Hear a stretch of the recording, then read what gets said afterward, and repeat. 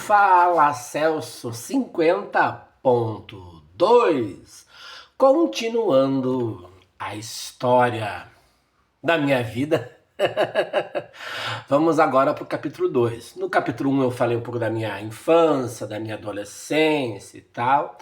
Agora eu falo de um momento extremamente marcante, extremamente importante na minha formação religiosa, social, na minha visão de mundo inclusive. É a minha ida para o seminário. Então vamos esclarecer alguns pontos para não gerar debates infundados. Primeiro, eu estou falando da minha vivência. Eu não quero generalizar, falar Não, estou falando da minha vivência, como foi a minha situação. Não quer dizer que comigo foi assim, que com todo mundo ou com a maioria das pessoas é assim. Esse cuidado é importante fazer. Bom, eu participava da igreja de São Pedro, eu fui coroinha, daí eu fui coroão, né? O que é coroão? Aquele coroinha de uma maior idade já, um tamanho maior, uma idade maior. Hoje alguns chamam de cerimoniário, mas naquela época não tinha essas palavras, então eu chamava de coroão. E eu tinha interesse em ir para o seminário, em ser padre. Eu tinha essa ideia, eu tinha esse desejo. Desde criança eu alimentava isso e eu queria isso. E na paróquia de Porto União, naquela época, na paróquia Nossa Senhora das Vitórias, quem eram os padres que estavam na paróquia eram os padres franciscanos. E quem era o animador vocacional da província, de toda a região eclesiástica dos franciscanos, era na época o Frei Severino Clasen. Hoje ele é bispo, se não me falha a memória, de Maringá. Não tenho certeza, mas ele foi de Maringá, eu não sei se ele continua em Maringá. Ele era o promotor vocacional, ele que conversava com os interessados, aquela coisa toda. Então em 1992, eu fui para Luzerna, fazer um estágio. Então eu fiquei 5 dias lá no seminário de Luzerna para ser, entre aspas, avaliado para ver se tinha condições de eu ir para o seminário, né? Final do ano, lá em meio de dezembro mais ou menos, Frei Severino veio falar comigo. Ele falou: olha, eu acho que você ainda não está plenamente maduro para essa escolha, para essa decisão. Mas se você quiser ir para o seminário, eu não vou te impedir, né? Só que o seminário que eu ia, que era o seminário da cidade de Agudo, o Seminário Santo Antônio em Agudo, São Paulo, pertinho de Bauru, né? Ele, ou você ia para fazer o ensino médio, ou você ia após o ensino médio, para o aspirantado. Né? Naquela época, se não me engano, eram esses os termos. E eu já tinha feito a primeira série do ensino médio e já tinha sido aprovado no Cid Gonzaga, né? Mas mesmo assim eu quis ir pro seminário, bora lá refazer a primeira série. Então vamos nessa, né? Eu fui lá no seminário dos franciscanos, né? Fiquei um ano inteiro lá. E assim, o seminário para mim ele foi maravilhoso por vários pontos. Primeiro que eu passei a gostar do inglês. Por quê? O meu professor de inglês lá no seminário, que era um frei, que ele viu a posse, se não me falha a memória, do Bill Clinton, lá nos Estados Unidos, se não me falha a memória, né? E ele falou assim, primeiro dia de aula, ele deixou bem claro: eu vou falar em português só hoje. Nas próximas aulas, durante o ano inteiro, eu vou falar inglês até vocês entenderem. Então se virem, né? Então essa forçada de ter que entender o inglês para poder responder para o professor, para poder fazer as provas que eram em inglês, né? Não era nada em português. Então isso fez com que eu gostasse do inglês. Foi muito bom nesse ponto. Então eu aprendi a gostar muito do inglês, entendi um pouquinho do inglês, aprendi um pouco do inglês. Foi muito bom por esse ponto. Outro ponto foi o latim. Nós tínhamos aula de latim. E para mim, para eu entender as classes gramaticais do português, o latim foi excelente, porque o latim tem 6 declinações. Cada declinação é uma classe gramatical do português. Rosa, rose, rose, roses, rosaram, rose. Acho que era essa a primeira declinação. né? Então eu aprendi latim e ele me ajudou a entender o português, a escrever mais corretamente a língua portuguesa. Então o latim foi muito bom. Inclusive, uma das coisas que eu amava no seminário é sábado à noite, após o jantar, os vou arredondar para 120 seminaristas que tinham lá, levantavam e uníssono cantavam em latim a Salve Rainha. Salve Regina, Mater Misericordiae. Eu sou péssimo cantor, não adianta, né? Então eles cantavam aquilo lindo, para mim soava nos ouvidos, era uma coisa maravilhosa o latim. Eu sabia rezar Ave Maria em latim, o Pai Nosso em latim. Hoje, mais ou menos, né? Pater Noster, quies in cieli, servicetur nomen tuum, blá blá blá, já me atrapalhou tudo, né? Ave Maria, gratia plena, eu sabia, hoje eu já não sei mais. Mas algumas coisas do latim eu sei, então o latim me ajudou por causa disso. Outro item é, nós tínhamos aula de oratória. Como fazer um discurso, a estrutura de um discurso. Saber a hora de falar alto, a hora de falar baixo, né? A variação de tom de voz, falar rápido, falar mais devagar, os gestos, a importância de usar bem os gestos como complemento para a tua fala, né? Então foi muito legal.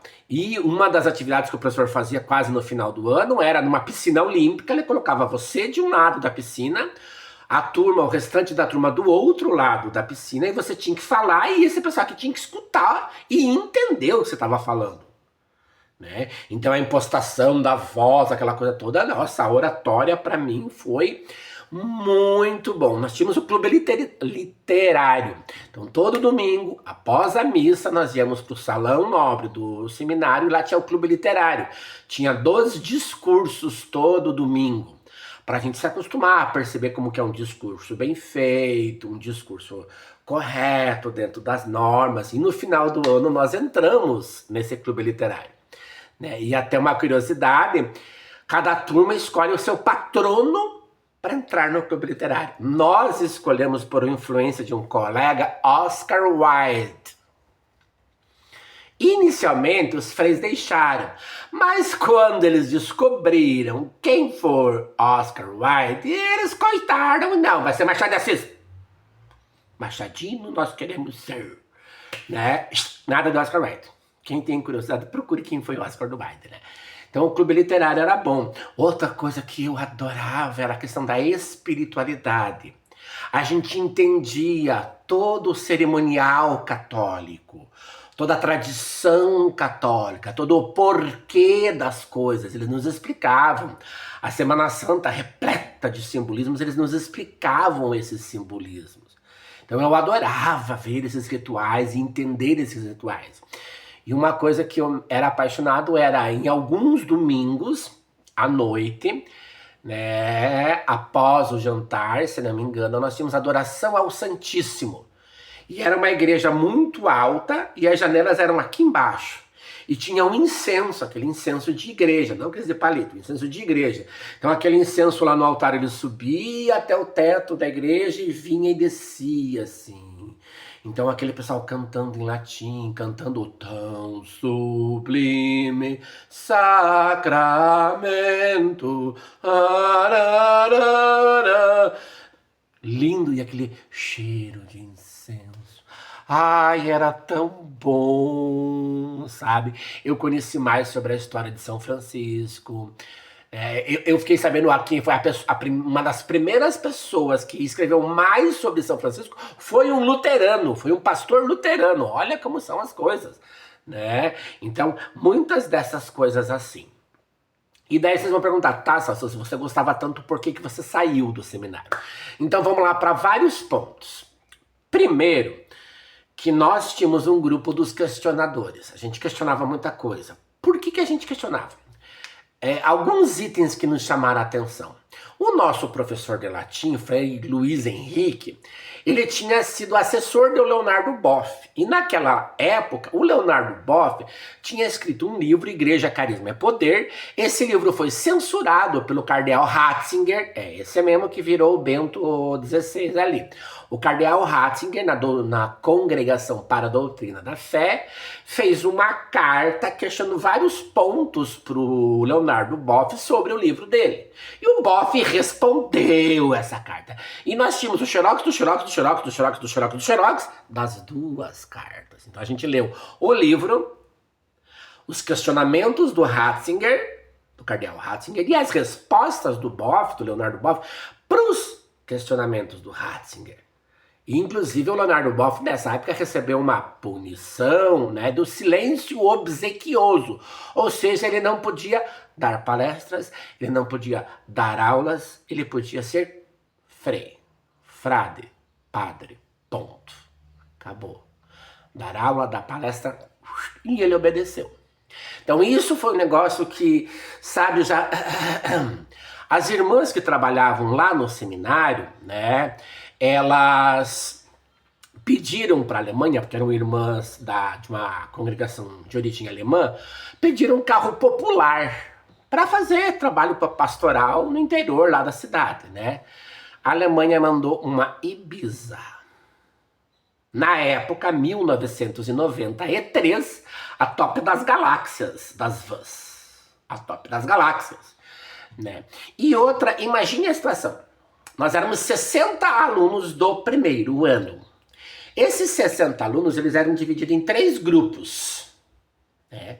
O grupo de fora, que não tinha passado por seminário nenhum, eu estava nesse grupo. O grupo que estudava em Luzerna e o grupo que estudava em Ituporanga. Então, 3 grupos. Um grupo era bom no estudo e mais ou menos na religião, o outro era bom na religião, mais ou menos no estudo, e o pessoal de fora era mais ou menos em tudo. 60 aborrecentes. Com essas diferenças, deu o quê? Deu problema, né? A gente não se entendia muito bem, né?